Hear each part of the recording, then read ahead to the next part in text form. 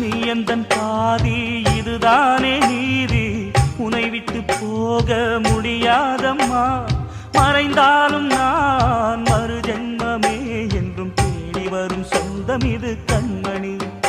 அதை தள்ளிவிட நியாயம் என்ன கண்மணி. இது நீ இருக்கும், இது நீ இருக்கும் நெஞ்சமடி கண்மணி. இன்று யாரடிச்சு விம்முதடி கண்மணி. ஒரு வீடு கட்டி வச்சிருந்தேன் கண்மணி, அது வெட்ட வெளியாச்சுதடி கண்மணி.